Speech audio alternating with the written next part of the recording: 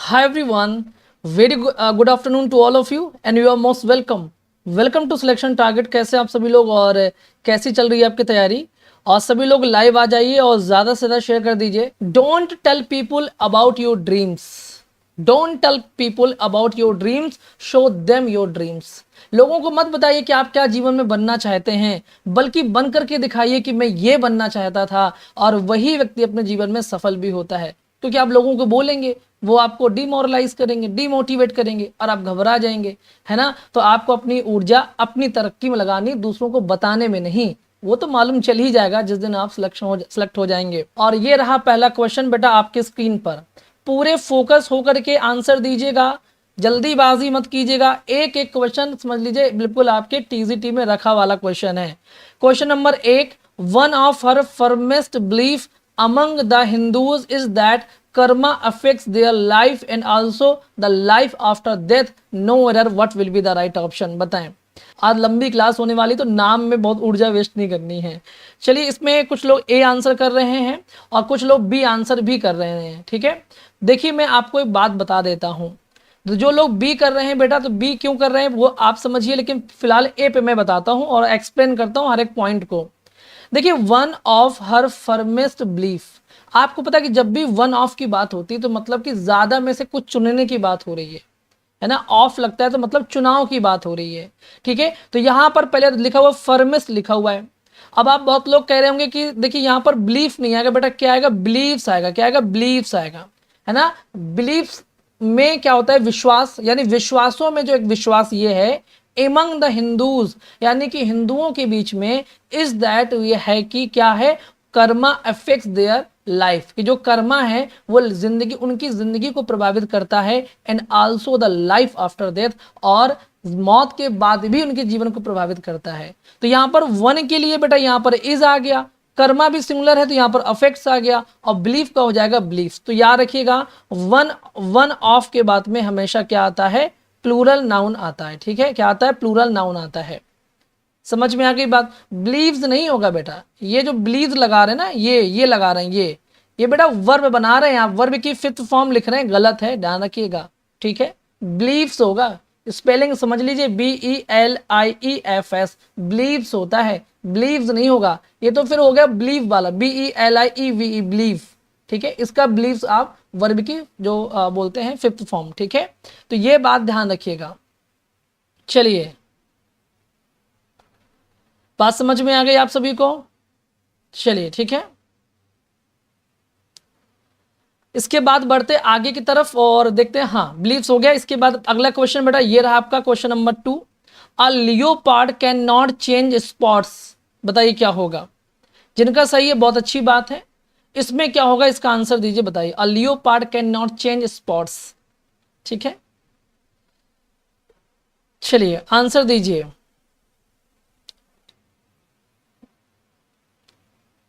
सब लोग ए, इसमें 2 का बी आंसर भी कर रहे हैं, सी भी कर रहे हैं, और कुछ लोग ए भी कर रहे हैं। बट मोस्ट ऑफ द जो लोग हैं उन्होंने क्या किया है? ए आंसर को चूज किया है। ठीक है, अच्छा एक मिनट रुकिए, यहां पर डाउट है वो क्लियर कर देते हैं। ठीक है, क्लियर कर देते हैं। ठीक है, यहाँ पे एक डाउट आ रहा है, उसको क्लियर भी कर देते हैं ना। देखिए लिखा हुआ है one of her firmest belief among the Hindus. यहाँ पर बात हिंदूज की हो रही है, उनकी, हिंदुओं की जिंदगी के बर्बाद के अफेक्ट की बात हो रही है, तो यहाँ पर देर ही आएगा, यहाँ पर वंस नहीं आएगा। ठीक है, बात समझ में आ गई? क्योंकि देखिए यहाँ पर दैट लगा हुआ है, और दैट क्या है आप जान, दैट यहाँ पर कंजंक्शन का प्रयोग कर रहा है। कर्मा अफेक्ट्स देयर लाइफ, किनकी लाइफ प्रभावित हो रही है? किसी एक की नहीं हो रही, बल्कि हिंदुओं की लाइफ प्रभावित हो रही है। तो यहाँ पर हिंदूज लिखा हुआ है, तो इस हिंदूज के लिए यहाँ पर देर का यूज करेंगे, वंस का यूज नहीं करेंगे। ठीक है, सो यहाँ पर क्या होगा? यहाँ पर यही गलती मानी जाएगी, ए वाली। अब समझ में आ गई कि बिलीव्स होगा यहाँ पर। अब आपका डाउट क्लियर हो गया होगा, आगे बढ़ते हैं। ठीक है, देखिए ग्रामर में एक ही चीज हम पकड़ के नहीं चल सकते। ठीक है, बात समझ में आ गई? क्योंकि आप पता है कि अलग अलग जगह पर उसका यूजेस किया था। जब वन के लिए वन का अपना सीन आता है तो वहां पर वंस भी लगाते हैं। ठीक है, बात समझ में आ गई? ठीक है, बिल्कुल हिंदूज के अकॉर्डिंग वहां पर देर का प्रयोग किया गया है बेटा। अब इसका आंसर बहुत लोग ए दे रहे थे, जिन्होंने ए दिया है वो बिल्कुल सही है, क्योंकि ए क्या है बेटा? पॉजिटिव एडजेक्टिव है, ध्यान रखिएगा। क्या है? पॉजिटिव एडजेक्टिव है। और आपको मैं एक चीज और बता दूं, कि इट का बेटा पॉजेसिव प्रोनाउन नहीं होता, पॉजेसिव प्रोनाउन नहीं होता, ध्यान रखिएगा, ठीक है, पॉजेसिव प्रोनाउन नहीं होता, ठीक है। तो यहाँ पर क्या होगा, इट्स यहाँ पर सही होगा, ये होता नहीं है, ये भी नहीं होता, ये भी नहीं होता, A will be the right option. Clear हो गया? नहीं, वंस नहीं आएगा बेटा, वंस यहाँ पर जब बात हिंदुओं की हो रही तो कोई अननोन की बात तो हो नहीं रही है। वन तब होता है जब वन किसी अननोन के लिए यूज करते हैं, कि किसी भी के लिए भी हम यूज कर रहे हैं वन, तब वहां पर वन का वंस होता है। लेकिन जब बात हिंदूज की हो रही तो मतलब उनकी लाइफ प्रभावित हो रही है, तो हिंदुओं के लिए देर आएगा, ठीक है, वहीं पर वंस में मत अटके रहिए। समझ में आया? चलिए आगे बढ़ते हैं। चलिए अभी गुड इवनिंग कहाँ हुआ अर्चना, आप लोग भी मजाक करते हैं कि झूठे ही लिख देते हैं, बताइए क्या होगा। I pride on being able to work smoothly under pressure to no error, what will be the right option, बताएं। ठीक है, चलिए इसका आंसर दीजिए। I pride on being able to work smoothly under pressure to no error, what will be the right option.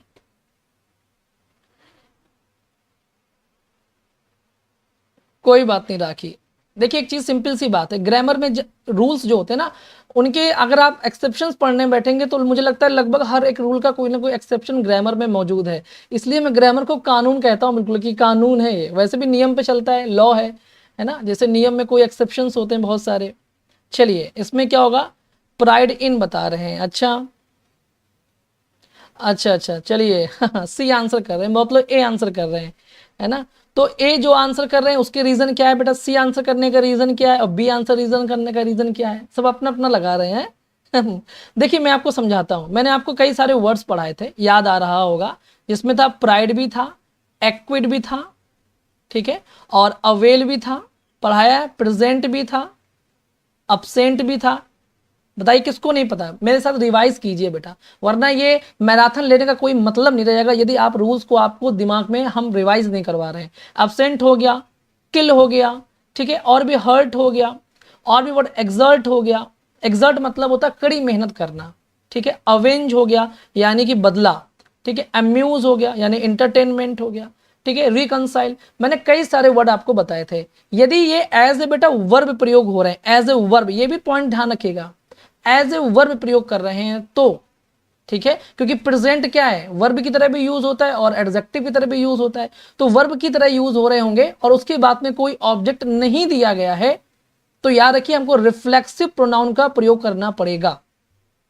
और यहां पर लिखा हुआ प्राइड, उसके बाद में ऑन प्रेपोजिशन का यूज किया गया है, और यहां पर pride as a verb use भी हुआ है, तो आपको रिफ्लेक्सिव प्रोनाउन लगाना चाहिए। तो यहां होगा आई प्राइड माई सेल्फ, ठीक है, प्रोनाउन के चैप्टर में डिटेल में पढ़ाया बेटा, ठीक है, सब कुछ पढ़ाया है, भूल जाते हैं तो रिवीजन करिए बार बार, इसीलिए मैं कहता हूं कि I pride myself on being able, ठीक है, तो यहां पर माई सेल्फ लग जाएगा, बाकी और कहीं पर गलती नहीं है। और एक बात यह भी जान लीजिए, यहां पर टू इसलिए लगा है क्योंकि कभी भी सेंटेंस के लास्ट में ऑल्सो का यूज नहीं करते, ऑल्सो बीच में आता है, टू लास्ट में आता है, यह भी मैंने आपको बताया था, छोटी सी बात जानिएगा।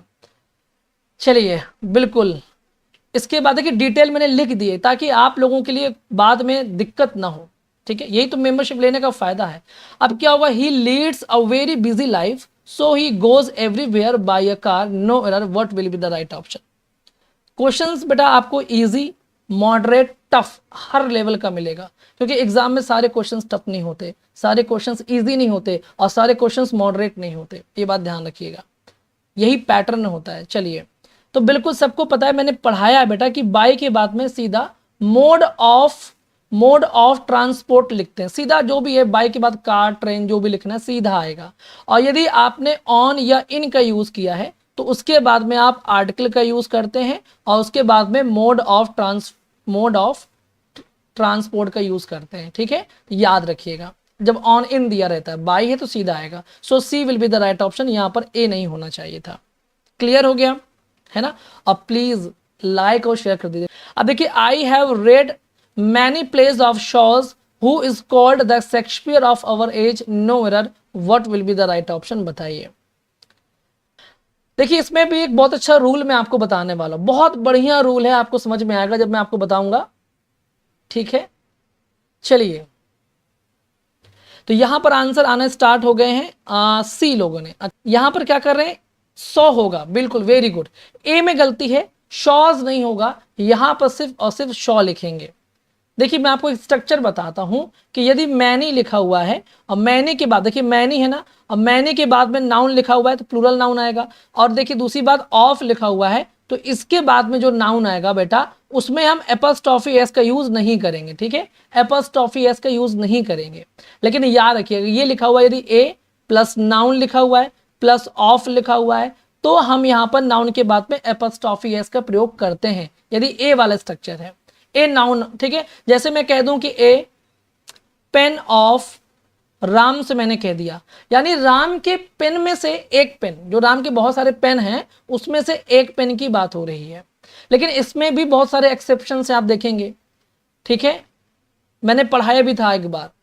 तो मेरी बात आपको समझ में आ रही है, क्लियर हो रहा है? तो याद रखिए यहां पर शॉज नहीं होगा, यहां पर शॉ होगा, सीधा सीधा, तो याद रखिएगा। चलिए आगे बढ़ते हैं, ठीक है।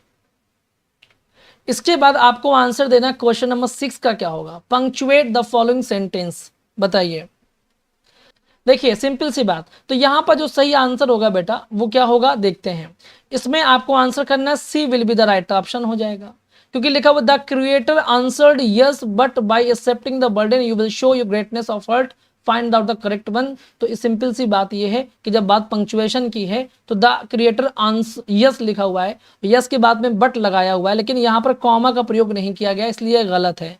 द क्रिएटर्स आंसर, क्योंकि बट के आपको पता है कि बट एक कोऑर्डिनेट कंजंक्शन है, जिसमें मैंने आपसे कहा था फैन बॉयज, याद आ रहा है, फैन बॉयज में कहा था फॉर बेटा, और ए मतलब एंड, और एन मतलब नॉर, और बी मतलब बट है, ओ मतलब और वाई मतलब यट है, और एस मतलब सो। मैंने आपको पढ़ाया था आसानी से, ठीक है, कहा था कि देखिए बट क्या है, कोऑर्डिनेट कंजंक्शन है, कॉमा लेगा। यहाँ पर यस के बाद में देखिए यस इन्वर्टेड कॉमा के अंदर है, यहाँ फुल स्टॉप लगा दिया, ये भी गलत है, तो ये सी वाला सही हो जाएगा, क्योंकि देखिए द क्रिएटर आंसर्ड यस लिखा हुआ है, बिल्कुल सही है, but by accepting the burden you will show your greatness of heart, बिल्कुल यहाँ पर सही है, ठीक है। चलिए बात समझ में आ गई। और यहाँ पर क्रिएटर का आप सी कर दीजिएगा, ठीक है, ये थोड़ा सा छोटा होना चाहिए, बड़ा हो गया बाय मिस्टेक, लेकिन यही वाला आंसर सही होगा, ठीक है, वो मेरी टाइपिंग एरर समझिएगा आप। इसके बाद आपको आंसर देना है क्वेश्चन नंबर 7 का क्या होगा बताएं, ठीक है। The flood affected people residences and farmlands by the authorities before evacuation, what will be the right option, बताइए। बच्चों में यही एक बड़ी कमी मुझे समझ में आती है कि एक जिंदगी है, मतलब एक एग्जाम के पीछे नहीं भागेंगे, सोच रहे हैं कि 2 महीने में टेट आएगा वो भी दे लें, टेट आएगा वो भी दे लें, सी टेट आएगा वो भी दे लें टीजीटी में भी हमें सेलेक्ट होना है सर, कुछ भी हो जाए, ये मत कीजिए, एक एग्जाम के पीछे भागिए, एक को साध है सब सद है, और सबको साध है सब जाए दूर, एक को साधिए बेटा। चलिए यहाँ पर क्या आंसर आ रहा है, देखिए यहाँ पर सिंपल सी बात है कि वर प्रॉमिस्ड आएगा बेटा, D will be the right option होगा। कैसे, मैं आपको बताता हूं, लिखा है द फ्लड अफेक्टेड पीपल, यानी कि जहां पर बाढ़ प्रभावित लोग हैं उनको प्रॉमिस किया गया। देखिए पहले मैं बताता हूं आपको, वर प्रॉमिस्ड लिखा मैंने, क्यों लिखा, क्योंकि देखिए पीपल के लिए वर आएगा, प्लूरल आएगा, ठीक है, और वर क्या है बेटा, बी है, और प्रॉमिस्ड क्या है, वर्ब की थर्ड फॉर्म है, तो बी प्लस वर्ब की थर्ड फॉर्म मतलब कि पैसिव में आ गया, यानी कि उनको वादा किया गया था किसी के द्वारा, ठीक है। अब देखिए residences and farmlands by the authorities before evacuation, evacuation का मतलब होता है किसी को निकालना, ठीक है, कि जगह खाली करवाना, ठीक है, जहां पर बाढ़ है वहां की जगह खाली करवाना, उसके लिए बोलते हैं इवैक्यूएशन, ठीक है, जगह खाली करवाना। अब देखिए मेरी बात समझिएगा कि यहाँ पर डी क्यों आएगा, देखिए समझते हैं लॉजिक को। ये हैव बीन प्रॉमिस्ड बेटा, हैव क्या है, ये प्रेजेंट टेंस में आता है, ठीक है, यानी कि, और दूसरा है कि आर प्रॉमिस्ड लिखा हुआ है और विल बी प्रॉमिस्ड लिखा हुआ, प्रॉमिस किया जाएगा। लेकिन यदि आप सेंटेंस को पढ़ेंगे तो सेंटेंस में एक वर्ड यहां पर यूज हुआ है बिफोर, बिफोर में ये कह रहा है कि भूमि को, भूमि मतलब जहां पर बाढ़ है वहां से लोगों को निकालने से पहले जो बाढ़ पीड़ित लोग थे उनको वादा किया गया था, तो वादा पहले हो चुका है, यानी घटना ये वादा वाली पहले हो चुकी, पास्ट में हो चुकी है, और बाद में उनको निकाला जाएगा, तो मतलब कि यहाँ पर पहले के लिए जो चीज हो चुकी है, जो चीज पास्ट में है, तो उसके लिए आपको वर प्रॉमिस्ड का प्रयोग करना पड़ेगा, D will be the right option होगा। समझ में आ गई बात, क्लियर हो गया कि नहीं क्लियर हो गया, बताइए मुझे। यहाँ बिफोर लिखा है ना, निकालने से पहले ही प्रॉमिस कर दिया गया था कि आपको जब निकाल लेंगे तो हम आपको घर देंगे, आपको जमीनें देंगे काम करने के लिए, ठीक है, तो यहां पर क्या होगा, D will be the right option. चलिए, नेटवर्क इशू मेरे यहाँ नहीं है, हो सकता है आपके यहाँ नेटवर्क इशू हो, यहां से सारी चीजें एकदम क्लियर है ठीक है। चलिए, अब देखिए, the man and his dog I saw yesterday have been killed, what will be the right option, बताइए। बिल्कुल ठीक है, बताइए क्या होगा इसका आंसर।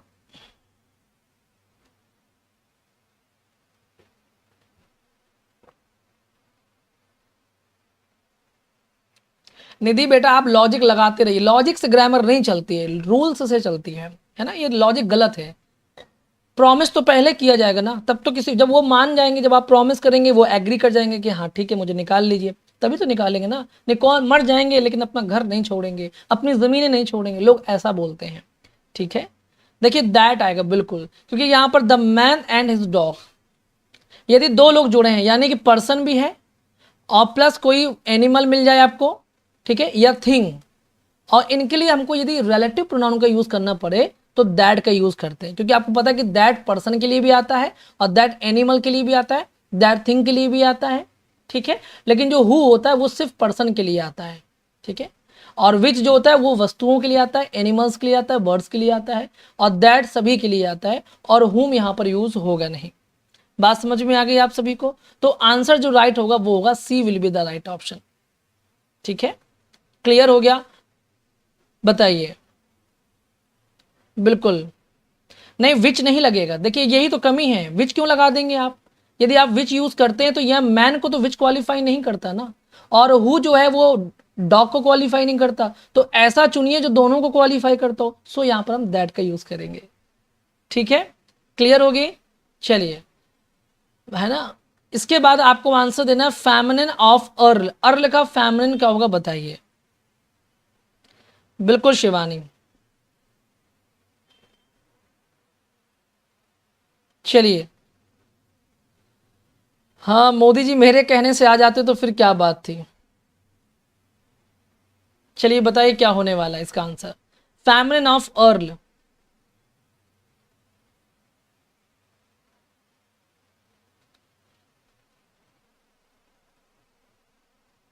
बिल्कुल बिल्कुल राधा, ठीक है।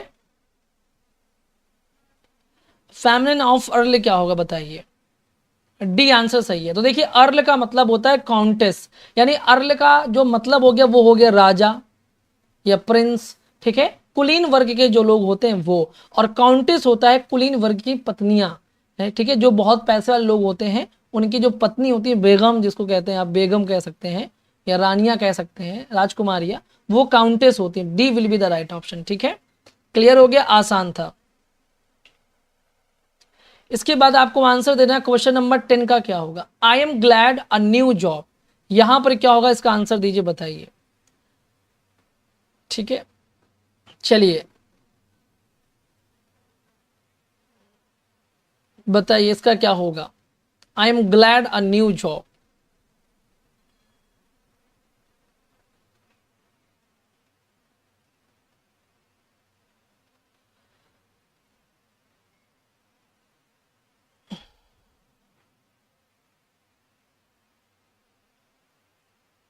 चलिए देखिए डी आंसर सही हो रहा है ना, डी आंसर कर रहे हैं कुछ लोग, ए भी कर रहे हैं कुछ लोग, सी भी कर रहे हैं, डी भी बहुत लोग कर रहे हैं।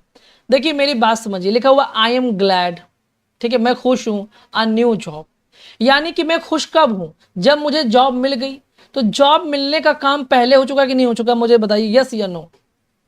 भाई मैं खुश तब हूं जब मुझे जॉब मिल गई, ना कि जॉब के सपने सोच करके खुश हो, अरे भैया जॉब तो मिल जाएगी। तो बेटा यहां पर आएगा perfect participle, to have found आएगा। ठीक है, फाउंडेड नहीं होता, ठीक है ना, वो फाउंडेड फिर आप अलग मीनिंग ही चलेगा, ये खोजने वाला फाउंडेड नहीं है, यहां पर बात खोजने वाली फाउंड की हो रही है। ठीक है, यानी कि नई जॉब पा करके आई एम ग्लैड, मैं खुश हूं, तो यहां पर C will be the right option होगा। सिर्फ फाइंड होगा नहीं, टू के साथ में फाउंड हो नहीं सकता, टू फाइंड, टू के साथ में वर्ब की फर्स्ट फॉर्म आती है, और चूंकि ये काम पहले हो चुका है इसलिए ये परफेक्ट पार्टिसिपल बनेगा। So C will be the right option. ठीक है, हाँ एकदम। चलिए, तो बहुत जोश में रहिए पढ़ने के लिए, आप लोग शेयर नहीं करने ना, आज मैं भी एकदम, मुझे लगता है मैं भी लेजी हो गया हूँ हाँ, चलिए इसका क्या होगा बताइए। We found him working even after the sun had set. यहां पर वर्किंग क्या है, इसका पार्ट्स ऑफ स्पीच बताइए क्या होगा, ये बताएं। चलिए बात समझ में आ गया है ना। मैं कभी कभी आप लोगों के जो लॉजिक देखता हूं ना, मुझे बड़ा अजीब लगता है कि अभी भी बहुत वर्क करने की आवश्यकता है आप लोगों को, बहुत ज्यादा। देखिए यहां पर क्या होगा, बहुत लोग जीरंड कह रहे हैं, ठीक है, बहुत लोग पार्टिसिपल भी कह रहे हैं। तो मैं आपको बता दूं यहां पर क्या होना है कि वी फाउंड हिम वर्किंग, यानी कि काम, मैंने उनको ढूंढा पाया, वर्किंग काम करते हुए।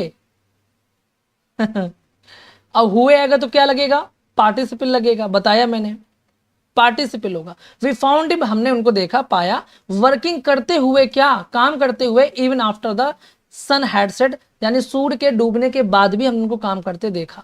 तो काम करते हुए, और मैंने कहा हुए आ जाए, करके आ जाए, तो आपको पार्टिसिपल का प्रयोग करना है। B will be the right option. ठीक है, समझ में आ गई बात।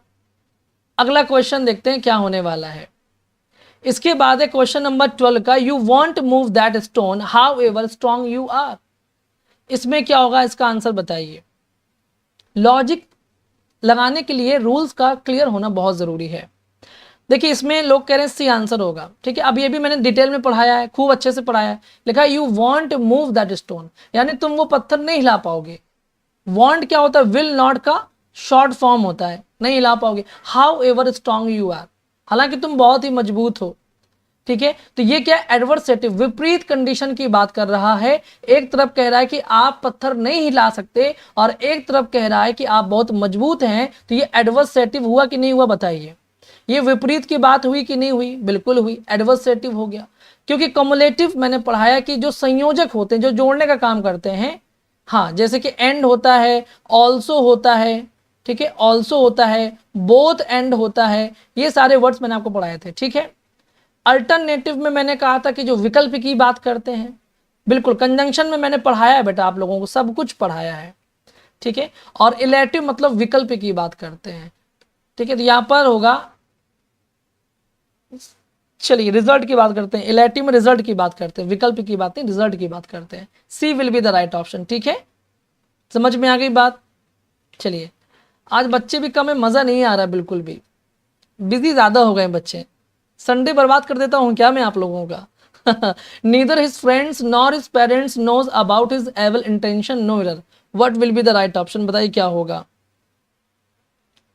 बिल्कुल राखी, जल्दीबाजी मत कीजिए, क्वेश्चंस को पढ़िए, स्ट्रक्चर्स को समझिए, क्या कहना चाह रहा होगा वो दिमाग लगाइए, हैं, तब मजा आएगा। कोई बात नहीं Manisha, take your time, time लीजिए आप, कोई दिक्कत नहीं है, 20 सेकंड का टाइम तो ले ही सकते हैं आप लोग, ठीक है। चलिए यहां पर आप लोगों ने आंसर किया, बी में नो आएगा। चलिए खुशी है कि आपने ये वाला अब गलत नहीं किया। Neither his friend nor his parents, तो नॉर के बाद आने वाले जो, अभी भी कुछ लोग ठीक है, हाँ बिल्कुल, बी बिल्कुल सही कर रहे हैं। तो जो नॉर के बाद में जो नियरेस्ट सब्जेक्ट होता है उसके अकॉर्डिंग वर्ब आती है। तो पेरेंट्स प्लूरल में आता है, तो ये नोज नहीं होगा, नो होगा यहां पर, ठीक है। B will be the right option, ठीक है, बात समझ में आ गई। नो होगा, दैट्स इट, बिल्कुल। अब की बार गलत नहीं किया आप लोगों ने, बहुत अच्छा लगा। नहीं, हर बार वही गलती देख देख करके मैं भी बहुत परेशान हो गया था। अब इसका आंसर दीजिए क्या होगा। Outside the hotel were parked 2 black buses, यहां पर क्या आंसर होगा बताइए, ठीक है। यहां पर नाउन होगा, बहुत लोग कह रहे हैं ना नाउन होगा, है ना, बहुत दिमाग लगा रहे हैं, सभी लोग कह रहे हैं नाउन है। देखिए बात समझिए, यहां पर आप लोग जैसे वर्ब देखा आपने, तो वर्ब आपको लगा कि यहां पर ये है वर, और आपको लगा कि ये क्या होगा, नाउन हो जाएगा, क्योंकि नाउन की बात में वर्ब आता है, ठीक है। लेकिन ये बताइए, लिखा हुआ है वर पार्क्ड 2 ब्लैक बसेस, ये क्या है बेटा, एडवर्ब है। देखिए मेरी बात समझिएगा, outside the hotel, adverb of place, क्या है, adverb of place, D will be the right option. और मैंने पढ़ाया है कि यदि एडवर्ब सेंटेंस के स्टार्टिंग में आ जाता है, देखिए एडवर्ब 2 तरह से यूज होता है, या तो वो अपनी पोजीशन पर होगा, अपनी पोजीशन पर होगा, और या फिर वो सेंटेंस के स्टार्टिंग में होगा। और यदि वो सेंटेंस के स्टार्टिंग में होगा तो वो इन्वर्जन लेकर के आएगा, ठीक है, इन्वर्जन लेकर के आता है। तो पहली बात तो देखिए यहां पर ये कहने का मतलब ये हुआ कि टू ब्लैक बसेस, इसका मतलब हुआ two black buses were parked, ठीक है, आउटसाइड द होटल, ये वो कहना चाह रहा है। यानी वो प्लेस की भाई पार्क की गई तो कहां पार्क की गई, कोई तो जगह होगी भाई, गाड़ी पार्क की जा रही है तो कहां की जाएगी, कोई जगह होगी, और वो जगह आउटसाइड द होटल, ये आपका एडवर्ब है बेटा, एडवर्ब ऑफ प्लेस है। वो गलत होगा, लेकिन ऐसे क्वेश्चंस आपको कहीं मिल जाए मुझे बताइएगा। आपके टीजीटी लेवल का है, बिल्कुल पीजीटी लेवल का, दोनों टीजीटी पीजीटी के लिए एकदम बढ़िया है, ठीक है। इसके बाद आंसर दीजिए क्या होगा बताइए, ये वाला क्वेश्चन आ गया। कंप्लीट सेंटेंस रीड ही नहीं किया, बिल्कुल नहीं करेंगे आप लोग, गलती होने के बाद ही गलती का एहसास होता है, ऐसा कब तक चलेगा मुझे बताइए आप लोग। ओ नो, कब तक रॉन्ग होते रहेंगे, खुशी भी कह रहे हैं, बस कुछ घड़ी और, इसके बाद फिर रॉन्ग नहीं होगा, क्योंकि फिर मैं आपको जैसे ही आपका सिलेबस खत्म हो जाएगा तो मैं आपको सारे एक्सेप्शंस और रूल्स वो सारी चीजें बताऊंगा अलग अलग, जहां पर लोग फंसते हैं, ठीक है। चलिए, हार्ट ब्रेकर देखिए, वर के बाद सब्जेक्ट आना चाहिए, मैंने आपको बताया ना कि क्यों ऐसा हुआ, ठीक है, एडवर्ब पहले आया हुआ है, ये कोई इन्वर्जन लेकर के नहीं आया, यहां पर कोई ऐसा वो नहीं है कि मैं बता रहा हूं कि ये इन्वर्जन लेकर के आया, मैं ये बता रहा हूं जो मैंने आपको लिख करके बताया, यहां पर मैंने ये देखिए लिख कर जो बताया, ये इस सेंस को समझिए, ठीक है, ठीक है। गाड़ी पार्क हुई तो ये पार्क हुई कहां, यहां पर हुई ना, इस पार्क को क्वालिफाई कर रहा है ये प्लेस, तो एडवर्ब ऑफ प्लेस हो जाएगा। मैं इन्वर्जन की बात नहीं कर रहा हूं, इन्वर्जन होता तो वर्ब के बाद सब्जेक्ट आता, बिल्कुल सही कहा आपने, ठीक है। इसमें क्या होगा, 15 का सी आंसर कर रहे हैं, बहुत बढ़िया बेटा, C will be the right option, एकदम बढ़िया, क्योंकि लिखा हुआ education in India had a glorious beginning और it went on for centuries with the same glory, यानी इसी ग्लोरी की बात करें, इसी सेंटेंस को आगे बढ़ा रहा है ये वाला, तो क्यू वाला सही हो रहा है, तो क्यू वाला देखिए QPSR, C will be the right option, है ना। यदि पहला अक्षर मैच सबसे मैच नहीं कर रहा है तो फिर आपको उसी को सही कर देना है और बाकी देखने की जरूरत नहीं, लेकिन रूल्स पहले कंफर्म होना चाहिए कि हाँ क्यू ही पहले होगा, ठीक है। तो देखिए मैं इसको एक्सप्लेन भी कर देता हूं, क्योंकि इसमें लिखा हुआ है कि education in India had a glorious beginning, कि इंडिया में जो एजुकेशन है वो इंडिया में एक बहुत ही अच्छी शुरुआत हुई थी, और इसके बाद it went for centuries with the same glory, और वो उतनी ही भव्यता के साथ में कई सालों तक, कई सेंचुरीज तक क्या रही, सेम रही, चलती रही। फिर लिखा आफ्टर द ब्रिटिश रूल, फिर जैसे ही ब्रिटिश की सरकार आई, इट फेस्ड मैनी चेंजेस, इसने बहुत सारे बदलावों को महसूस किया, फेस किया।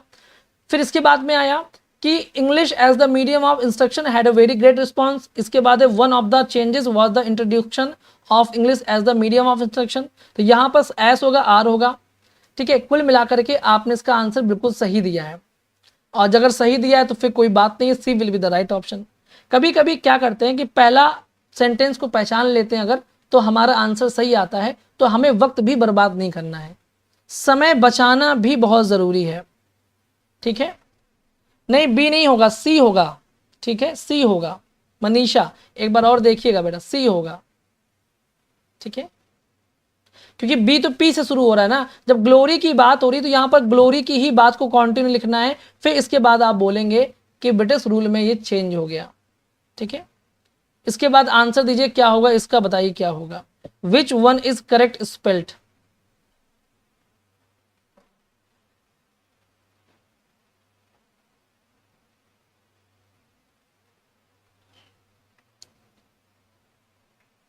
चलिए बताइए क्या होगा, ये मीनिंग मैंने आपको पढ़ाई है, स्पेलिंग मत लिख के दिया कीजिए, ऑप्शंस बताइए, क्योंकि मैं ऑप्शन स्पेलिंग सबकी नहीं पढ़ सकता। तो यहां पर आपने आंसर किया C will be the right option, ठीक है।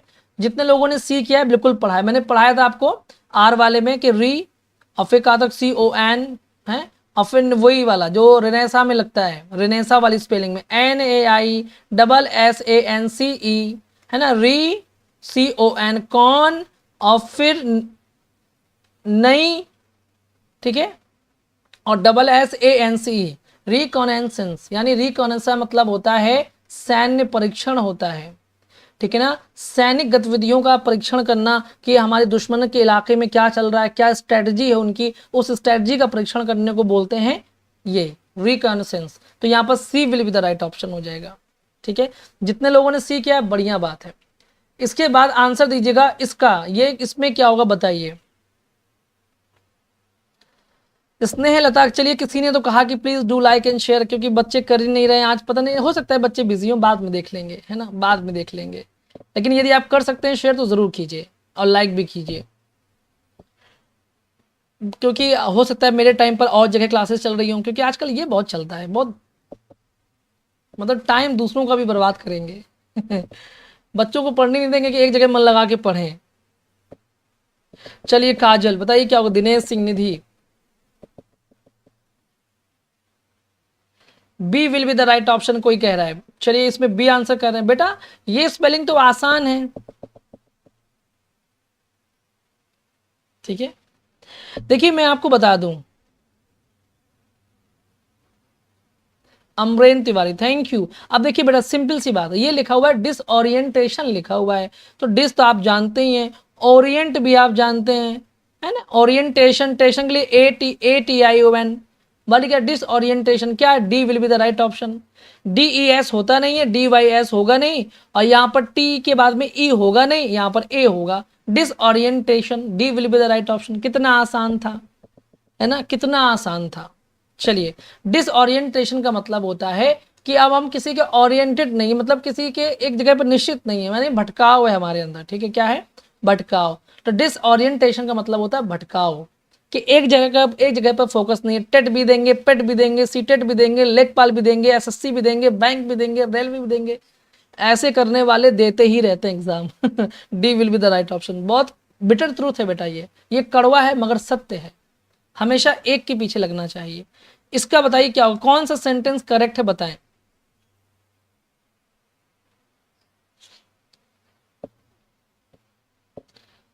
इसमें क्या होगा बताइए मुझे लगता है कि आज बच्चे हताश हो रहे हैं। अच्छा चलिए एक बार मैं ये क्वेश्चन कर लूं, फिर इसके बाद फिर मैं आपसे बात करता हूँ एक 20 सेकेंड के लिए। इससे ये देखना है मुझे कि आप लोग वाकई में उतने ही जोश में हैं या परेशान हैं, अपसेट हैं, क्योंकि आज आप लोगों के अंदर वो एंथुजियाज्म नहीं दिख रहा है मुझे।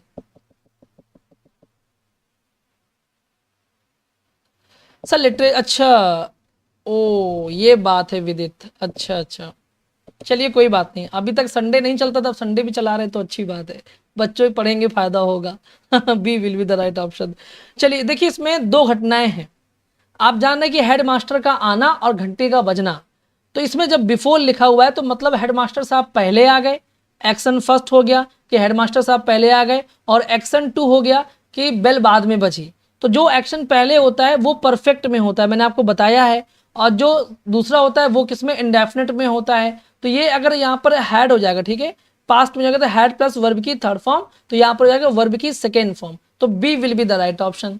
ये नहीं होगा, ये नहीं होगा, ये नहीं होगा, यहाँ हैज है गलत हो गया, यहाँ रैंग लिखा हुआ है गलत, ठीक है, यहाँ कम लिखा हुआ है गलत, कम कभी नहीं आ सकता, क्योंकि कम तो थर्ड फॉर्म हो या फर्स्ट फॉर्म है, फर्स्ट फॉर्म भी नहीं आ सकती क्योंकि हेडमास्टर लिखा हुआ है ठीक है, तो B will be the right option, आसान है। चलिए इसके बाद आपको आंसर देना, क्वेश्चन नंबर 19 का क्या होगा, विच of these is an assertive sentence. Assertive sentence क्या बताइए, अच्छी बात है, बताइए क्या होगा इसमें राइट आंसर।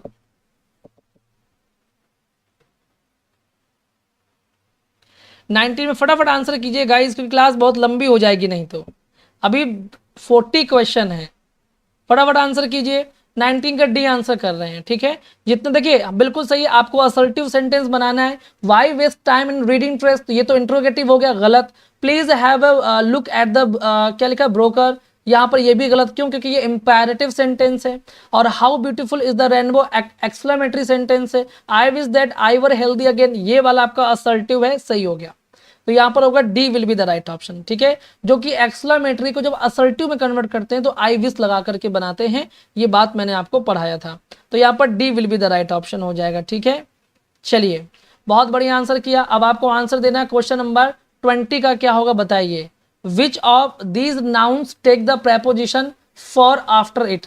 फॉर किसके बाद में लगेगा बताइए, ये सारे के सारे क्या है, नाउन दिए गए हैं। इन किसके बाद में आपको बताना है कि फॉल लगेगा। फटाफट जोश में आ जाइए, चलिए अपने अपने हाथ एकदम रेडी कर लीजिए फटाफट, और पूरे जोश और होश में इस सेशन को अटेंड कीजिए, तभी आपको इसका फायदा होगा।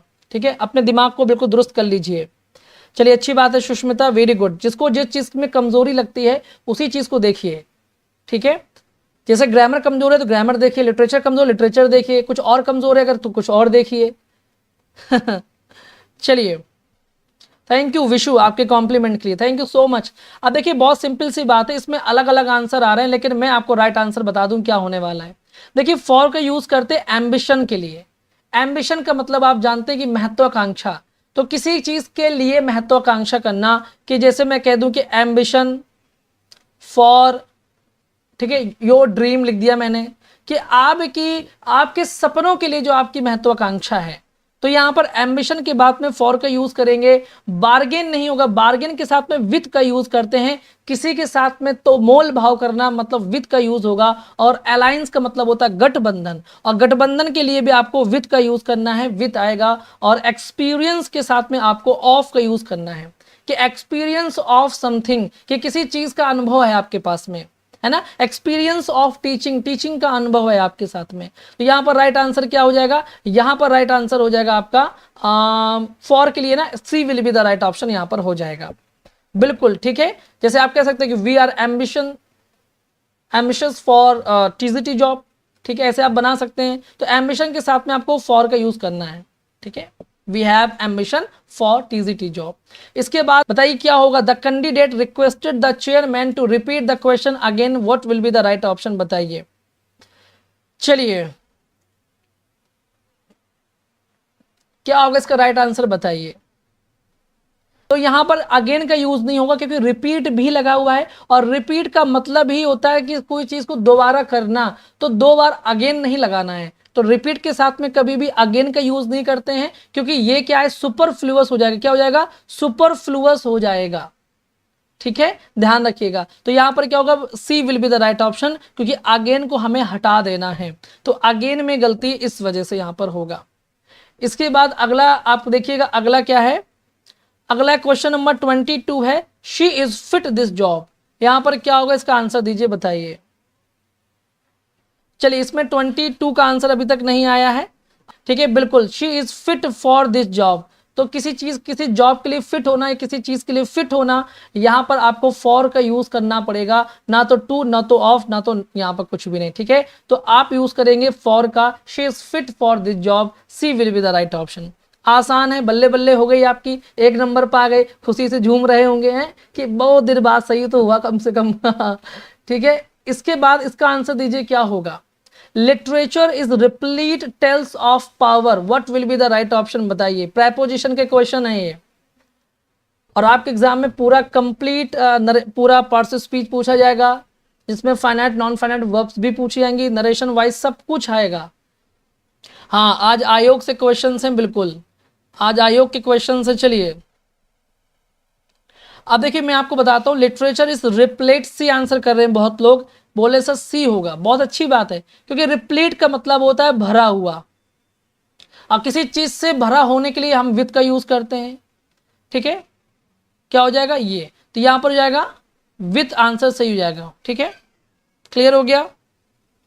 चलिए, तो बहुत बढ़िया, यहां पर होगा C will be the right option, with, क्योंकि रिप्लीट का मतलब होता है भरा हुआ, तो विथ आएगा यहां पर, C will be the right option. कि जो साहित्य है, लिटरेचर जो है, वो कहानियों की ताकत से भरी हुई है। इसके बाद आपको आंसर देना है क्वेश्चन नंबर 24 का आंसर दीजिए क्या होगा, और ये इसका आपको पैसिव बनाना है, बनाइए। चलिए, और अब तो फटाफट शेयर और कर दीजिए, लाइक भी कर दीजिए, क्योंकि अब समय आ चुका है आपको एकदम तैयार हो जाने का, क्योंकि क्वेश्चन बहुत गजब गजब के आने वाले हैं। आंसर दीजिए, please enter by the left door. इसका पैसिव क्या बनेगा, बनाए। हाँ, फुल के साथ में ऑफ लगता है, बिल्कुल ठीक है निधि, बहुत बढ़िया, वेरी गुड। चलिए, देखिए फुल के साथ में ऑफ लगता है, ये भी ध्यान रखिएगा। हाँ, चलिए, तो यहाँ पर 24 का बी आंसर कर रहे हैं आप लोग, क्या कर रहे हैं, बी आंसर कर रहे हैं। तो जितने लोगों ने भी यहाँ पर बी आंसर किया है वो बिल्कुल सही आंसर कर रहे हैं। प्लीज लगा हुआ है, मतलब कि रिक्वेस्ट हो रही है, और जब रिक्वेस्ट हो रही है तो you are requested to enter by the left door, B will be the right option. यहाँ लिखा हुआ let the door be entered by you, नहीं ऐसा नहीं है, इससे नहीं बनेगा, लेट से नहीं बनेगा, इससे भी नहीं बनेगा, ठीक है। लेट इट बी इंटर्ड नहीं, the left door is requested, simple सी बात है, प्लीज दिख जाए तो यू आर रिक्वेस्टेड, मैंने आपसे कहा था इस तरह से बनाना होता है, तो B will be the right option होगा, ठीक है। Very good answer, very good answer बेटा, शाबाश, कमाल कर देंगे आप। अब आंसर दीजिए, एक्टिव, इसका एक्टिव बनाना है, the rapist should be shot dead, क्या होगा बताइए इसका राइट आंसर, फटाफट आंसर कीजिए और शेयर करते जाइए, एक हाथ से शेयर करते जाइए, है ना। चलिए इसके बाद क्या होगा बताएं, इसके बाद सी आंसर सही कर रहे हैं, कुछ लोग बी आंसर सही कर रहे हैं, तो देखिए मैं आपको सिंपल सी बता दूं, यहां पर क्या होगा, C will be the right option होगा, ठीक है। बहुत लोग कहेंगे सर यहां पर भी शुड है, यहां पर भी शुड है, ऐसा क्यों बेटा, शुड जो आया है ना उस सलाह के लिए आया है, किसके लिए आया है, सलाह, एडवाइस के लिए आया है, ठीक है। यानी कि ये कहा जा रहा है कि जो रेपिस्ट होते हैं ना उनको गोली मार देनी चाहिए, ठीक है, they should shoot the rapist dead, बिल्कुल मार के खत्म कर दो, गोली मार के, C will be the right option, ठीक है। तो शुड हैव नहीं होगा और शैल नहीं होगा, यहाँ पर दे शॉट ये भी नहीं होगा, शुड होगा, C will be the right option. एकदम गोली से उड़ा दीजिए, ऐसे ऐसे जाहिलों को, ऐसे ही मतलब बिल्कुल राक्षसों को दुनिया में रहने का कोई अधिकार नहीं है, बिल्कुल उड़ा देना चाहिए, इसमें कोई डाउट नहीं है, ठीक है। इसमें क्या होगा बताइए, इसका आपको बनाना है, इनडायरेक्ट बनाना है, और आप, मुझे पूरा विश्वास है कि आप बना देंगे, फटाफट बना देंगे। चलिए बताइए क्या होगा, बिल्कुल ठीक है। चलिए, the student said to the teacher, sir please grant me leave for 5 days, 5 दिन की छुट्टी दे दीजिए गुरुजी, घूमने करने जाना है। मैंने आपसे कहा था कि यदि सर लिखा हो और प्लीज भी लिखा हो तो आपको रिक्वेस्टेड भी लिखना है और रिस्पेक्टफुली भी लिखना है। यदि एक ये वाला सेंटेंस आ जाता है, ठीक है, तो रिक्वेस्टेड और रिस्पेक्टफुली दोनों आना चाहिए। फिर लिखा the student requested the teacher to granted, to granted कभी नहीं हो सकता, the student requested the teacher to grant him leave for 5 days, लेकिन यहाँ पर रिस्पेक्टफुली नहीं लगाया है। अगर ये दोनों सेंटेंस दिए हुए हैं तो डेफिनेटली आपको इसको ही प्रायोरिटी में रखना है, जहां पर रिक्वेस्टेड और रिस्पेक्टफुली दोनों एक साथ आएंगे, क्योंकि यहाँ पर सर और प्लीज भी आया हुआ है, ठीक है, ध्यान रखिएगा। और इसके बाद है the student requested the teacher respectfully to grant me leave for 5 days, ठीक है। The student requested the teacher respectfully to grant, यहां पर मी लिखा हुआ है बेटा, मी नहीं होगा, गलत है, मी नहीं होगा, क्योंकि मी तो चेंज हो जाएगा, मी क्या है, फर्स्ट पर्सन है, स्टूडेंट के अकॉर्डिंग चेंज हो जाएगा, तो यहां पर आना चाहिए हिम आना चाहिए, यहां मी लिखा हुआ है, तो डी नहीं होगा, सी नहीं होगा, बी नहीं होगा, ए होगा। इतना आसान सवाल और गलत। चलिए एक एक गाल में चाटा मारिए, ऐसे गलती नहीं करेंगे दोबारा, नहीं करेंगे गलती दोबारा, है ना, मारिए, चलिए तभी समझ में आएगा, है ना। और जब शाबाशी दिया कीजिए, जब सही आंसर करते हैं ना तो पीठ थपथपाइए, वेरी गुड, बहुत बढ़िया किया मैंने, वेल डन। चलिए समझ में आ गई बात, क्लियर हो गया, मैंने पढ़ाया, एक एक कॉन्सेप्ट पढ़ाए हैं।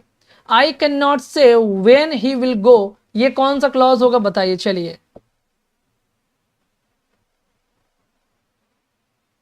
बिल्कुल बिल्कुल बिल्कुल हिम ही होगा, इसलिए A will be the right option होगा, ठीक है। चलिए बताइए क्या होगा वेन ही विल गो, इसका क्या होगा आंसर, मुझे देखना है अब आई आपके चेहरे में मुस्कान है, बिना मुस्कुराए तो अब अच्छे नहीं लगते। चलिए यहाँ पर आंसर क्या कर रहे हैं, सी आंसर कर रहे हैं, बहुत लोग ए आंसर कर रहे हैं, नाउन बता रहे हैं, तो देखिए बहुत सिंपल सी बात है, सी आंसर कर रहे हैं बेटा, परेशान हो गए। अच्छा मुझे एक चीज बताइए, देखिए मैं आपको एक फिर लॉजिक बताता हूँ कि यहाँ पर नाउन में मैंने कहा था कि वर्ड का आंसर निकालना है, निकालिए। आई कैन नॉट से, मैं नहीं कह सकता, वॉट, क्या नहीं कह सकता, कि वेन ही विल गो, कि भैया वो कब जाएगा, मैं नहीं कह सकता, ठीक है। तो यहां पर पहली बात तो ये सिंपल सी बात है कि यहां पर नाउन क्लॉज है, बिल्कुल सही है। दूसरी बात ये है कि क्या ये से को वेन क्वालिफाई कर रहा है, मुझे बताइए, नहीं कर रहा है।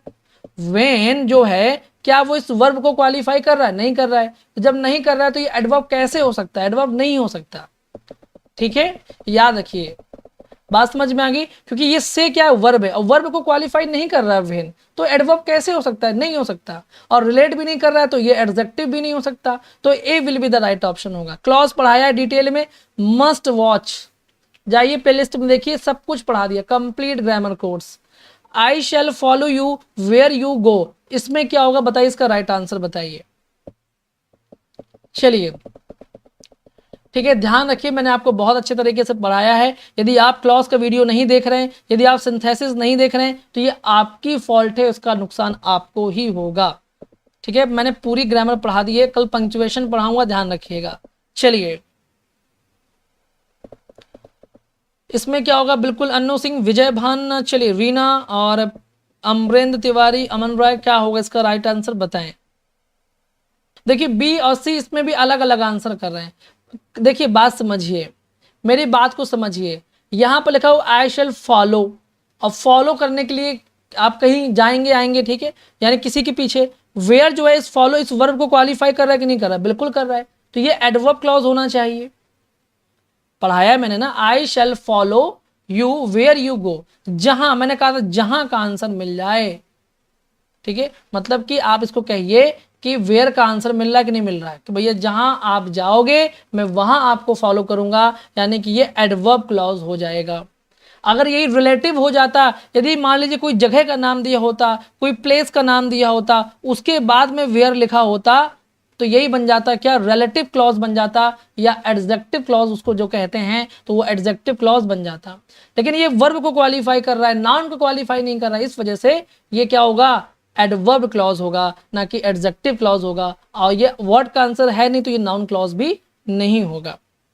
बिल्कुल तृप्ति, आप भी क्लास में हैं, और जिन्होंने अभी तक क्लॉज को नहीं देखा है तो जरूर देखिए। क्वेश्चन बहुत बड़ा है, सो आप आराम से टाइम लीजिए, कोई जल्दीबाजी नहीं है। मैं मनी मन 20 सेकेंड्स गिनूंगा और आपको बताना है कौन सा सिंपल सेंटेंस बनेगा इस वाले का, बताइए। चलिए चलिए बिल्कुल ठीक है, किसको फॉलो कर रहा है ये चीज बहुत मायने रखती है।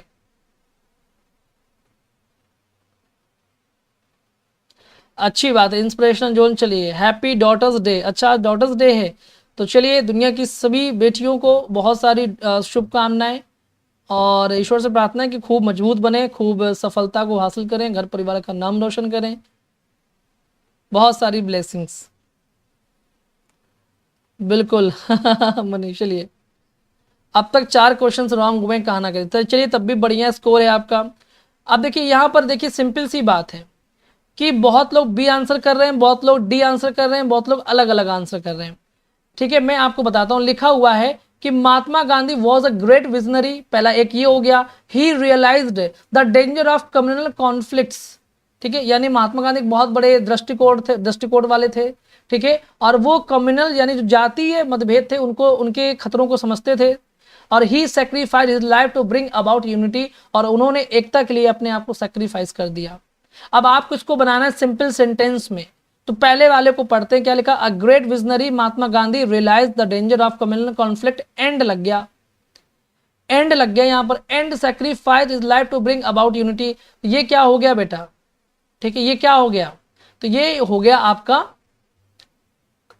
कंपाउंड सेंटेंस हो गया। क्या होगा, कंपाउंड सेंटेंस। ठीक है, बात समझ में आ गई। और जो ये केस इन अपोजिशन दिया रहता है वो नाउन के बगल में होना चाहिए, जो केस इन अपोजिशन होता है वो नाउन के बगल में, मतलब महात्मा गांधी अ ग्रेट विजनरी, ये होना चाहिए। ठीक है, अब वहां की एंड लगाए तो कंपाउंड हो गया। लेकिन कभी कभी ये सिंपल भी होता है, ध्यान रखिएगा, मैं आपको इस चीज के बारे में कभी एक्सप्लेन करूंगा पॉइंट टू पॉइंट, बिल्कुल, कि एंड लग करके भी सेंटेंस बनते हैं और वो भी क्या होते हैं, सिंपल होते हैं। ठीक है, दूसरी चीज देखिए, महात्मा गांधी अ ग्रेट विजनरी ही, तो महात्मा गांधी भी आ रहा है और ही भी आ रहा है, यानी एक सब्जेक्ट आपका ये, एक सब्जेक्ट आपका ये, दो दो सब्जेक्ट आ रहे हैं, तो ये गलत हो जाएगा और ये इसमें भी नहीं होगा। ठीक है, Mahatma Gandhi sacrifice life to bring about unity, वेन लग गया, और वेन लगने का मतलब आपको पता है कि कॉम्प्लेक्स हो जाता है, क्या हो जाता है, कॉम्प्लेक्स हो जाता है, ये भी नहीं होगा। अब having realise the danger of communal conflicts, Mahatma Gandhi a great visionary sacrifice life to bring about unity, यानी D will be the right option. मैंने आपको पढ़ाया कि सिंपल सेंटेंस बनाने के लिए हम पार्टिसिपल का भी यूज करते हैं, मैंने आपको पढ़ाया है। बताइए किसने नहीं पढ़ाया। हाँ यूज हो सकता है, लेकिन मैं उसको बताऊंगा कब कैसे करना है, ठीक है। लेकिन देखिए ये सिंपल पार्ट मैंने कहा था, सिंपल बनाने में हम पार्टिसिपल का प्रयोग करके भी बनाते हैं, तो यहां पर D will be the right option होगा, ठीक है। बात समझ में आ गई। चलिए, इरफाना शेख का super class, thank you thank you. अभी तो बहुत क्वेश्चंस बाकी हैं, है ना, मैराथन है, आपको एकदम मजबूत करने के लिए ही बनाई गई है। The fashion of bell bottom trousers has become, क्या होगा, आउट ऑफ डेट होगा। बताइए आउट ऑफ डेट को आप क्या बोलेंगे, ये वन वर्ड वाला है, वन वर्ड सब्स्टिट्यूशन, बताइए क्या होगा।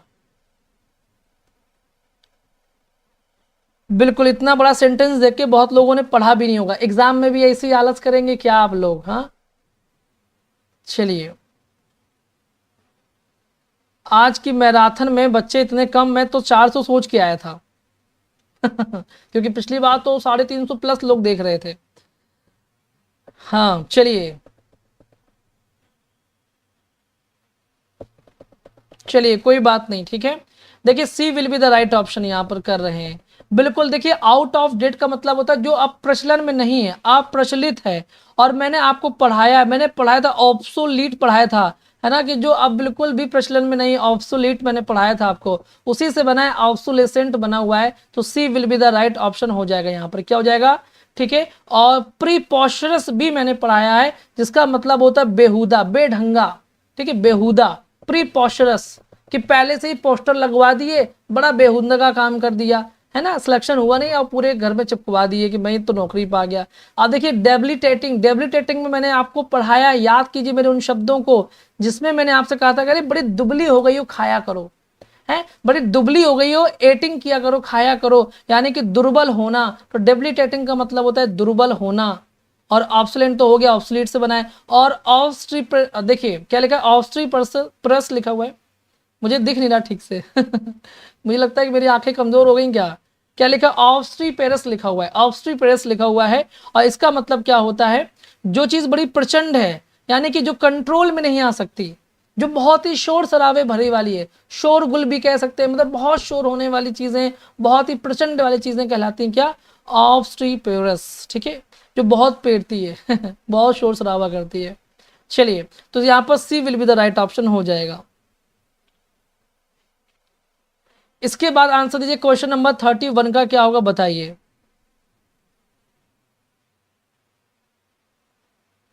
और बताइए इसका क्या होगा, काउंटर। देखिए, nowadays we often come across cases of admission to institutions through counterfeit certificates and documents. इसका क्या होगा राइट आंसर, बताइए, वन वर्ड, ठीक है।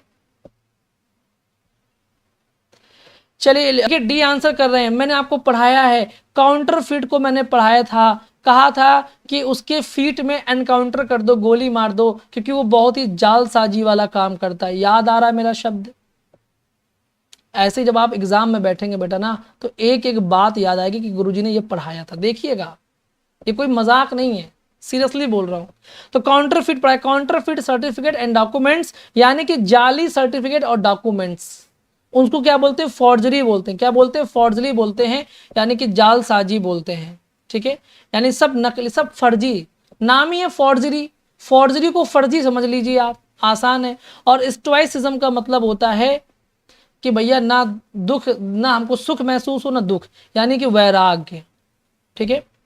और पग्नेसिटी का मतलब क्या होता है, पंगा लेना। देखिए लिखा ना PUGNA, पगना, ऐसे बना लीजिए, पंगा लेना, यानी कि क्या हो गया, झगड़ालूपन,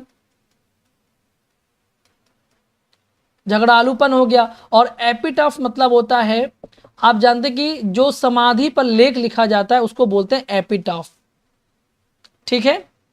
बात समझ में आ गई, याद रखिएगा बात को। चलिए,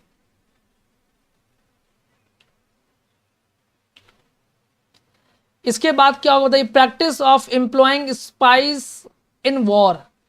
बताइए क्या होगा, स्पाइस मतलब जानते हैं, जासूसी बेटा। अब इसका आंसर क्या होगा, थोड़ा सा लॉजिक लगाएंगे आपको आंसर मिल जाएगा। चलिए, इसमें क्या होगा, B will be the right option कर रहे हैं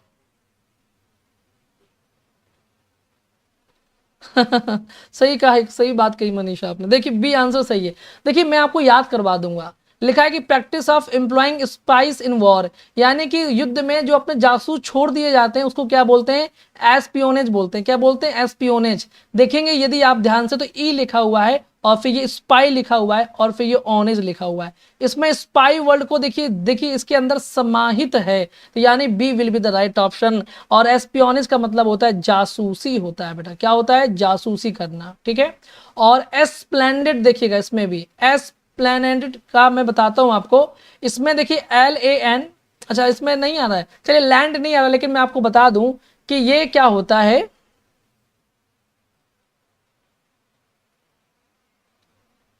देखिए यहाँ ये कुछ ऐसा हिस्सा होता है जहाँ पर लोग टहलते हैं, यानी एक एस्प्लेनेड का मतलब होता है कि किसी कोई बड़ी जगह है जहाँ पर लोग आराम से टहलते हैं, पेड़ पौधे फूल बढ़िया गार्डन लगा रहता है, लोग टहलते हैं। जैसे कि राजाओं महाराजाओं के जो बड़े बड़े किले होते थे, फोर्ट होते थे, उनके आगे जो बड़ी जगह खाली रहती थी जहाँ पर राजा सुबह सुबह टहलता था, है ना, उनके लिए वो बगीचा है, उसी को आप कह सकते हैं इस प्लेनेट बोल सकते हैं। क्या बोल सकते हैं, इस प्लेनेट, ठीक है, ये वो होता है। और इस पैड्रिल का मतलब क्या होता है, यानी हल्के वाले जो जूते होते हैं ना, जिनकी जिनके सोल बड़े हल्के होते हैं, उसको बोलते हैं एस्पैड्रिल बोलते हैं, एस्पैड्रिल, ठीक है। और ये क्या स्ट्रेंजमेंट है, यानी कि मन मुटाव, ठीक है, मन मुटाव। देखिए स्ट्रेंज माने क्या होता है मुझे बताइए, स्ट्रेंज माने होता है विचित्र, और उसमें ई लग गया यानी कि स्ट्रेंजमेंट बन गया नाउन, यानी कि मन मुटाव हो गया, है ना। जब हम किसी चीज के लिए, मान ली किसी से हमारी दोस्ती यारी है और बाद में हम उसके लिए बड़े विचित्र से हो गए, तो वो क्या है, मन मुटाव, स्ट्रेंजमेंट है। तो यहां पर क्या होगा बेटा, B will be the right option हो जाएगा, ठीक है। शिवानी सिंह कह रही 40 क्वेश्चंस लेके आइए। देखिए ये जूता देखिए, इसको समझिए, ये देखिए, इसी को बोलते हैं बेटा एस्पैड्रिल, हल्के वाले शूज जो एकदम बिल्कुल कपड़े जैसे होते हैं, हल्के वाले, ठीक है। इसके बाद क्या कीजिए, आंसर दीजिए, इसमें बताइए। अब देखिए शिवानी के साथ 30 क्वेश्चन लेकर के आइए, 40 ज्यादा हो जाते हैं। बेटा क्या हो गया शिवानी, तबीयत सही नहीं है क्या आपकी। There are passengers in the compartment today, there are passenger in the compartment today, बताइए, ठीक है। देखिए मैं आपको बता दूं, यहां पर ए आंसर कर रहे हैं बहुत लोग, फ्यू लगा रहे हैं, ठीक है। देखिए बात समझते हैं, यहां पर जानते हैं पैसेंजर्स के लिए फ्यू लगता है, ठीक है, लेकिन मीनिंग पे देखिए, देयर आर, आप यहां पर फ्यू भी लग सकता है और फीवर भी लग सकता है, दोनों सही है। तो यहां पर ए और सी दोनों सही है, एक नंबर आपको मिल गया। फ्यू और फीवर दोनों सही है। देखिए फ्यू क्या होता है, पर्सन के लिए आता है, ठीक है, और फीवर क्या है, तो फ्यू का ही कंपैरेटिव फॉर्म है, तो ये भी सही है, ये भी सही है, ठीक है। लेस नहीं आएगा, लिस्ट नहीं आएगा, तो ए और सी दोनों सही है, एक नंबर मिल गया आपको, ठीक है। मतलब कंपैरेटिव, ये भी बोल सकते हैं ना कि कंपैरेटिवली आज पैसेंजर कम है, ठीक है, ये भी बोल सकते हैं। जैसे मैं कह दूं कि कंपैरेटिवली आज आज स्टूडेंट्स कम है, तो देयर आर फ्यू, यहाँ पर फ्यूअर भी हो सकता है, कोई दिक्कत नहीं है, ठीक है। तो सबके लिए हो गया, इसमें कोई दिक्कत नहीं है। इसके बाद आंसर जो क्वेश्चन नंबर 34 का क्या होगा बताइए। हाँ बिल्कुल, इसीलिए फ्यूर होना चाहिए, वही मैं कह रहा हूँ। देखिए इसमें यदि आपके एग्जाम में बेटा पता है, ये अगर दोनों ऑप्शन ये वाले आते हैं आपके सामने, ये दोनों अगर मान लीजिए ऑप्शन आ जाए बेटा, ये दोनों आ जाए, तो फिर आपको फ्यूअर चुनना है, ये बात भी है। कारण बता रहा हूँ, मैंने अपने लिए इसलिए कह दिया क्योंकि बहुत लोग इसमें कॉन्फ्लिक्ट होगा, लेकिन आपको बता दूं मैं कि लिखा है there are passengers in the compartment today. Today शब्द जो है ना, वो इस बात के लिए आपको बार बार पुश कर रहा है कि और दिनों के कंपैरिजन में आज जो है वो पैसेंजर थोड़ा सा कम है, तो यहाँ पर फ्यूअर वर्ड को यूज करना चाहिए, ठीक है। लेकिन फ्यू भी कर सकते हैं, लेकिन दोनों अगर दिए हुए तो आपको फ्यूअर ही चुनना है, ये भी ध्यान रखिएगा, ठीक है। बात समझ में आ गई, चलिए। अब इसमें देखिए लिखा हुआ है कि A will be the right option, आप सभी लोग कर रहे हैं, तो don't get off the train, यानी ट्रेन से नीचे मत उतरिए till it stops, A will be the right option, ठीक है। तो यहां पर A will be the right option होगा, ठीक है, विल स्टॉप नहीं होगा, ठीक है। टिल टिल यहाँ पर कंजंक्शन की तरह बिहेव कर रहा है, और जो नियर जो प्रेजेंट की बात हो रही है, तो यहाँ पर स्टॉप्स का प्रयोग करेंगे, विल स्टॉप नहीं लगाएंगे, ये नहीं लगाएंगे, ये लगाएंगे, ठीक है, क्योंकि आपको पता है सारी चीजें मैंने बताई हैं। तो A will be the right option. इसके बाद आपको आंसर देना है क्वेश्चन नंबर 35 का, क्या होगा, these observations do not confirm any law. बताइए क्या होगा इसका राइट ऑप्शन।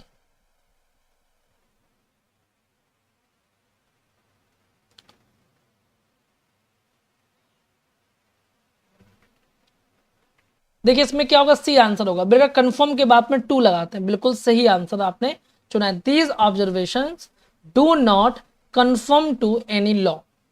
ठीक है, याद रखिएगा, कंफर्म टू एनी लॉ का मतलब होता है ओबे। कंफर्म टू लॉ लिखा हुआ है, इसका मतलब ये हुआ कि ओबे, टू ओबे, आज्ञा का पालन करना। तो यहां पर C will be the right option. ठीक है, इसके बाद she was seen entering the house, इसका आंसर दीजिए, मजा आ जाएगा। बहुत बढ़िया क्वेश्चन है, बहुत बढ़िया क्वेश्चन। बताइए, she was seen entering the house.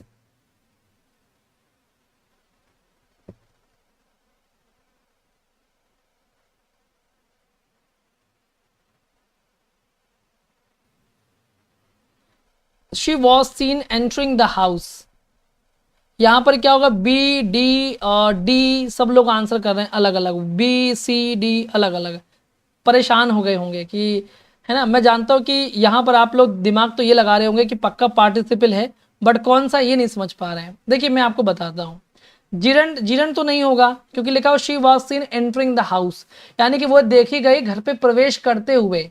ठीक है, वो घर पे प्रवेश करते हुए देखी गई, तो ये तो जिरंट तो होगा नहीं। अब बचता है पार्टिसिपल की बात करते हैं। अब यहाँ पर पॉइंट को समझ लीजिए, लिखा है शी वॉज सीन। देखिए यदि आप इसको वर्ब बोलेंगे बेटा, तो एक बात ध्यान रखिए, यहां पर वर्ब ऑलरेडी आ चुका है। जो पार्टिसिपल होता है वो दो तरह से बिहेव करता है, एक एज ए वर्ब और एक एज ए एडजेक्टिव। और यहां पर सीन ऑलरेडी एक वर्ब है, तो एंटरिंग क्या होगा फिर, एडजेक्टिव की तरह बिहेव कर रहा है। सी पार्टिसिपल एज एडजेक्टिव। ये देखिए एंटरिंग जो यहां पर लिखा हुआ है ना, ये इस लड़की के लिए आया है। ये लड़की जो है ना, ये जो लड़की है वो चल रही है, यानी कि वो एंटर कर रही है, तो इस लड़की को क्वालिफाई कर रहा है, यहां पर आएगा।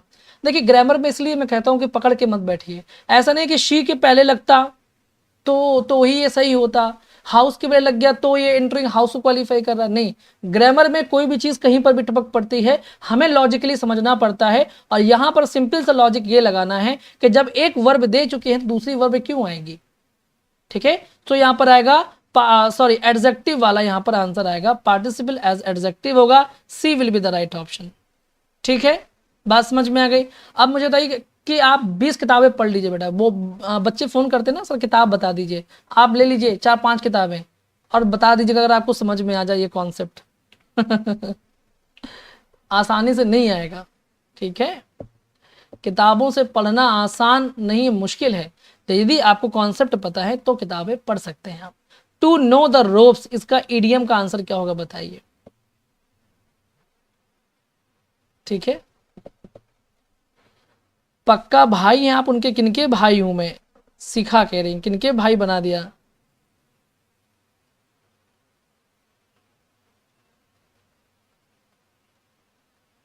नहीं शिखा, मैं उनका कोई मतलब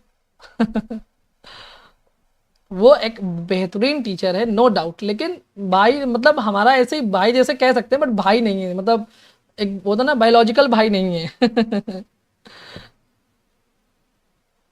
बिल्कुल लालकृष्ण, बहुत बढ़िया आपने बात की, मजा आ गया सुन करके। यहाँ पर C will be the right option होगा।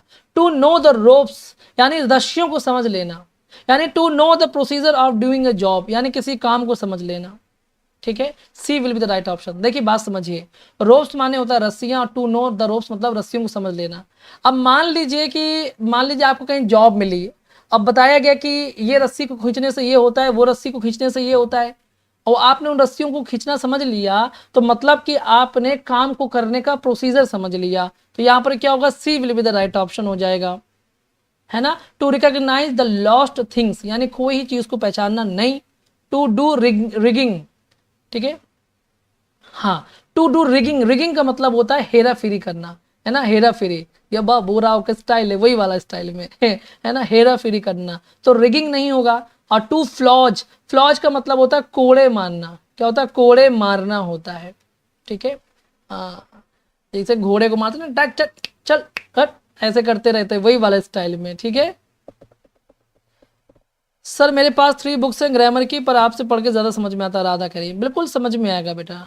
टू वाइट वॉश, इसका क्या होगा बताइए। टू वाइट वॉश,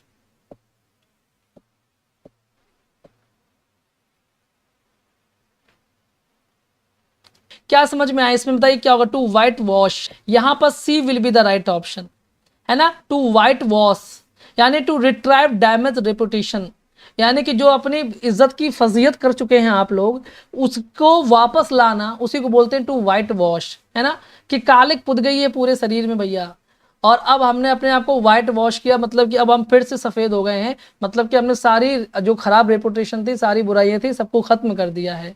तो टू वाइट वॉश का मतलब होता है कि खोई हुई जो रेपुटेशन है उसको वापस लाना, ठीक है। और आप सभी के पास भी मौका है कि लोग आपको कुछ भी कहें, गलत सलत कुछ भी कहें, किसी की बात मत सुनिए, अपने ड्रीम्स को फॉलो कीजिए, और एक दिन अपने आप को जब आप साबित कर देंगे तो आपकी जो लोग बेइज्जती करते हैं वही आपकी इज्जत करने लगेंगे। लोगों के शब्द बदलने में वक्त नहीं लगता, जब आपका वक्त बदलेगा, ये बात ध्यान रखिएगा। लेकिन उसके लिए पहले आपको अपना वक्त बदलना पड़ेगा। चलिए इसके बाद देखिए क्या होगा। च्यू आउट, अमन बिल्कुल पढ़िए, ठीक है। चलिए बताइए क्या होगा ये।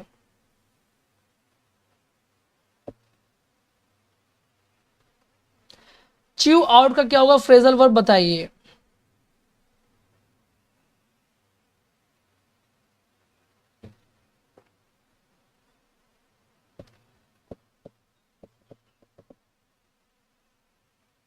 चलिए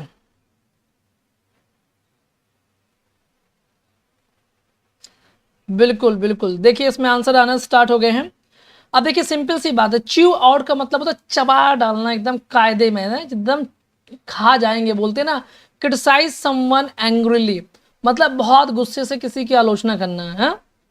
एकदम चबा जाएंगे। च्यू आउट, च्यू माने तो चबाना, आउट मतलब एकदम चबा के खत्म कर देंगे। हैं कितने मुझे बड़ी क्रिकेटी आ रही तुम्हारे ऊपर, कि तुमको चबा जाए, खा जाए कच्चा, ऐसे बोलते हैं ना गुस्से में। तो वही C will be the right option, criticise someone angrily, यानी गुस्से से किसी को आलोचना करना। थिंक अबाउट एन इशू, यानी कि मुद्दे के बारे में सोचना नहीं। Have a desire to take a revenge, बदला लेने की इच्छा नहीं। डैमेज समथिंग, किसी चीज को बर्बाद कर देना नहीं। C will be the right option, ठीक है ना। चलिए कोई बात नहीं अंजना, कुछ गलत भी होगा कुछ सही भी होगा। किक अबाउट बहुत अच्छा है, बहुत बढ़िया, एकदम इंपॉर्टेंट फ्रेजल वर्ब है, समझ लीजिए आप। चलिए बताइए। हाँ चलिए नर्वल,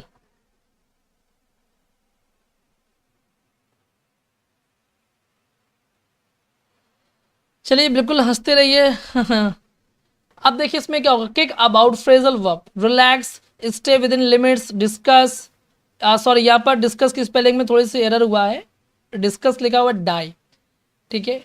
क्या होगा यहाँ पर बताइए।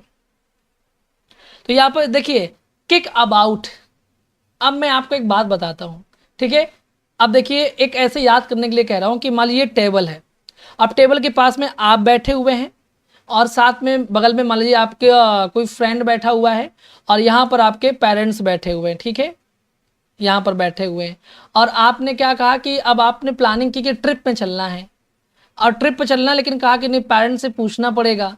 तो आप उसके पैरों में धीरे से किक मार रहे हैं कि भैया जरा मैटर उठाओ, पूछो, बात करो, है पिकनिक पे जाने की इजाज़त मिलेगी नहीं मिलेगी, पूछो जरा। किक मार रहे हैं नीचे से पैर में, यानी किक अबाउट, किसके बारे में पैर मार रहे हैं। किक माने पैर मारना, अबाउट माना किसके बारे में, डिस्कस हो जाए तो मामला सुलझ जाए, पार्टी में जाने को मिल जाए। तो किक अबाउट का मतलब होता है डिस्कस करना होता है, ठीक है। रिलैक्स करना नहीं होगा, लिमिट्स के अंदर रहना नहीं होगा, और डाई मरना नहीं होगा। किक अबाउट का मतलब होता है डिस्कस करना। और भी आपको मैं बता देता हूं, ठीक है। देखिए एक और चीज होता है कि टू ट्रीट हार्शली, मतलब बुरी तरह व्यवहार करने के लिए भी आप किक अबाउट का यूज करते हैं, ठीक है। टू वॉन्डर एमलेसली, यानी कि बिना किसी वजह का घूमते रहना ऐसे फर्जी, उसके लिए भी किक अबाउट का यूज करते हैं। और डिस्कस करने के लिए तो किक अबाउट का यूज करते ही करते हैं। टू लाई के लिए भी किक अबाउट का यूज करते हैं, झूठ बोलने के लिए भी। लेकिन ये कंफर्म याद रखिएगा, डिस्कस, टू ट्रीट हार्शली मतलब बुरी तरह व्यवहार करना, और टू वांडर एमलेसली, ठीक है, जैसे बिल्कुल अभी आपने पढ़ा, chew out, to treat harshly के लिए चीव आउट। ठीक है, रखिए अपना ख्याल, साथ में अपनी फैमिली का। बाय, टेक केयर, नमस्कार एंड जय हिंद।